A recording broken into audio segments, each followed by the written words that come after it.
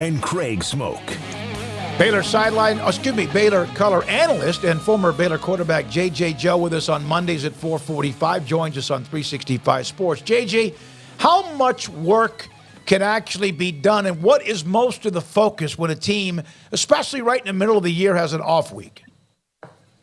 Hey guys, it's good to talk to you. Hey, there's only a little bit you can do, but I think really what I found out is during those off weeks, you do focus a ton on yourself, and it gives coaches more time to, I think, do an evaluation of the things that they need to cut and the things that they can build on. And I think that's really one of the most beneficial things that comes from the off week, that then coach comes back to really not that first week that you're off, but that next week when you're in game preparation. And you can tell a lot of times there's a difference, okay, we're going to focus on these things, guys. This is what we've done well. And then we're going to minimize or stop doing these things. So, it's not a ton, but I think enough focus on yourself and what you do well is what comes along with that self-audit. JJ, how much time does it take, though, to install that stuff? Do they have, even with a total week off, do they have enough time to find something that works and throw it in there?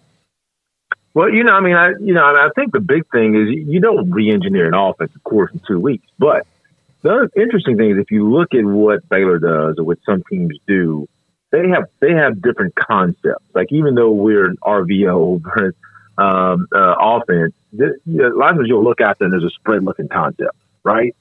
We just don't do it a lot. There's a spread looking set. We usually have a tight end, but if you think about Brow's offense at the end, it was a lot of really what we would call, I think it was, that personnel with one tight end, 11 personnel. I'm sorry.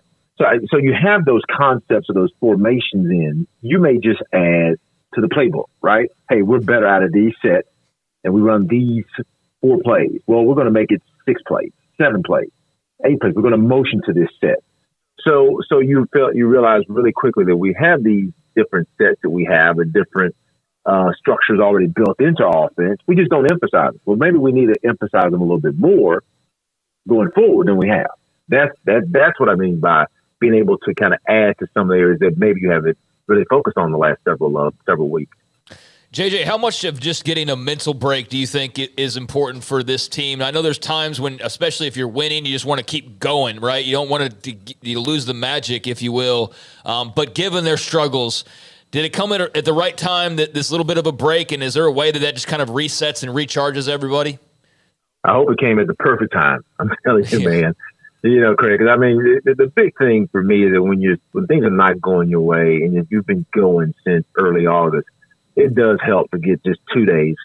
Being in it before, you just don't have any days off, man. I mean, it's like every day is something associated with football. Now, I know they changed the schedules now. I think they try to give the gentleman a day off, but I just remember saying sometimes during the season when you get about 6-7 weeks in, man, I just wish they just give me a day. I don't have to come to the stadium for a day. So that'll help a ton. They get to go home, see family, go to the high school, and come back hopefully a little bit fresher mentally and ready, kind of ready to hone in. Because I tell you, I just think that like when you're 2-4, man, that is not a fun time to be kind of a player on that team. Just think like, man, I like being around my buddies, but we're 2-4. And I'm hoping they kind of kick-started from here on out against a tough Cincinnati defense. Do you see any way, or with the offensive line has struggled from day one this season, do you see anything they could actually do with the offensive line? Mateos has done some good stuff over his career, but obviously this has been a really tough year. Yeah, I think there are some things you can do. I think we saw it. I know people will say, well, yeah, JJ, the Utah game was 4, 5, 6 weeks ago. We haven't seen that again. I think we've seen glimpses. I'm sorry. Can't speak right now. I think this group of gentlemen, the group of linemen that we have trouble with the wide zone blocking scheme, especially if a team is going to get really aggressive playing upfield on us. And either we have some guys maybe one as athletic as we had in the past, maybe it's not as experienced as we had in the past because we had really good lines for those first couple of years, or it just simply could be they just don't have that same ability. Then we talked about it last week, guys. I mean, I watched the Texas Tech team have linemen that I'm not saying they weren't good, but they didn't ask them to do a lot of stuff for their runners to get some yards. So I think you may have to evaluate that. JJ, I personally think they've also got some guys playing in the wrong spots. I think they could, if that's their best five, they could shuffle them around into maybe different spots and they'd be a little bit more effective. Well, and you may be right. I mean, I actually I think it's Clark that plays center, right? Mm-hmm. It's Clark that plays center. I actually like Abosele. He's young. I think he's playing the left tackle mostly. I think he is. At least I know he was. So, I mean, I actually like him there. And you say, well, maybe he struggled there when he was there. He's had some good moments, but he's young. That size, that kind of body, I think he'll be much better in 2 or 3 weeks than maybe he's been. And I think beyond that, I'm not going to disagree with you. I think we've had some areas where we really kind of struggled for consistency, and it's been shown in our results. So, they're there every day, and they know who the best five are. But I think you keep shuffling, you can figure it out. But I think a big part, as I said, is like, what are you asking them to do? I'm not going to keep asking you to do it if you can't do it. JJ, what's been more disappointing, defensive showings or offensive showings in your mind? Oh, man, golly. Ooh, that's a good one. I'm going to say defensively. Because I think offensively, if we were honest with ourselves, losing all those linemen that we lost, and then, we got a couple transfers in. Yeah, we were really hopeful, but I think we felt like, hey, man, we're going to take maybe a little step back offensively, at least up front. And that's where everything ticks.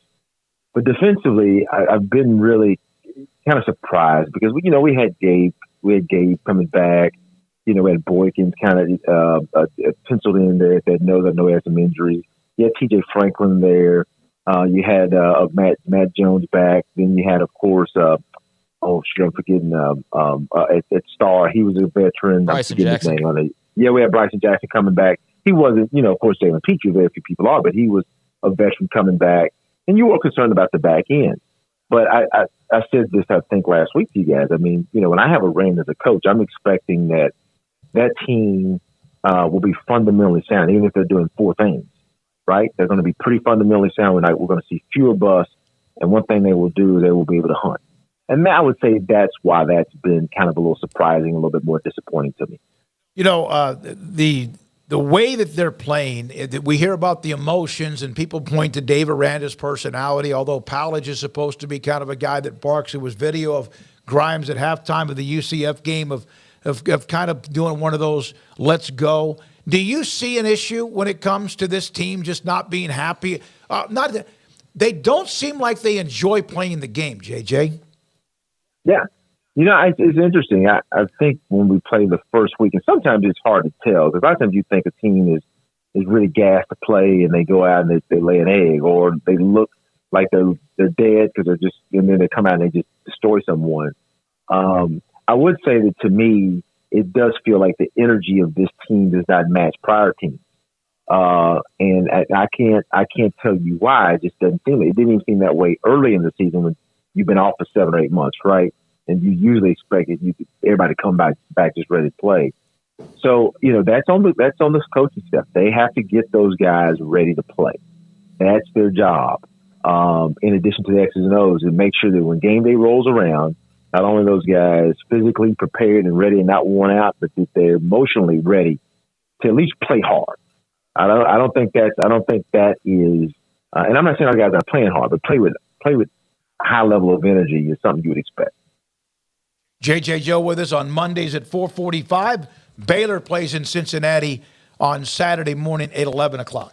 JJ, how much knowledge do you have of the Bearcats, the Big 12 newcomer? I know it's a first-time ever matchup. These two schools have not played in football, but have you been able to watch Emory Jones or any of what they've got going on? I have. I actually watched them last weekend. I said, this is a great game to watch since our next 2 opponents are playing, right? So I could do some scouting right away. So, I'm very impressed by the defense. I think offensively they kind of struggle like they're showing struggles like we're showing. I mean, they're more of a spread team, of course, relying on their quarterback to make some plays, with his speed and also on the move, which is a little different than us. We don't want Blake to move too much, just enough. But their defense, I thought defensively though, although I think Iowa State moved the ball on them a little bit better than I thought they would. I like Cincinnati. So I think it's going to be interesting. This is a game I believe Baylor has to be able to try to find a way to win, even if it's on the road, because I think Cincinnati struggles with the same things we struggle with. But I'm hoping the difference will be is that, I think from a quarterback standpoint, our guys are a little bit more prepared to play consistently at a high level. And that's kind of how I look at it. Is like if all things being equal, I'm looking for my quarterback to kind of take me through. So I mean, the Bearcats will be a tough out just simply because they can play solid defense. Yeah, JJ, I think you're dead on that. Look, Blake Shapen is not he's not a roller coaster anymore. As a matter of fact, like that's the saving grace for Baylor so far is that your quarterback's pretty consistent. He's not an adventure. Emory Jones is an adventure. He's been an adventure at Florida and at Arizona State and now at Cincinnati. He is absolutely an adventure. And so Baylor has to take advantage of that. Yeah, I agree. I mean, he was an adventure on Saturday. I mean, when I was watching him, I was like, he can do something really dynamic, and then he would do something that you're like, oh, what is he doing? So, yeah, I mean, I think, especially when you go on the road, I'm expecting Blake to play well, and I'm just hoping. I mean, I don't know what's going to happen, what the game plan is going to look like offensively, but man, I just hope that Coach Grimes has found that small package of things we do well, of which has to be how can I protect Blake enough to allow him to push the ball a little bit. We got to get it out quick because we don't block long. But how do I structure a protection to take advantage? I think we've seen a little bit lately with Monterey getting loose a couple times. So hopefully that works out. JJ, thank you as always for your time on Mondays. We appreciate it. Thanks, guys. JJ Joe, Baylor radio color analyst, with us on Mondays at 4:45.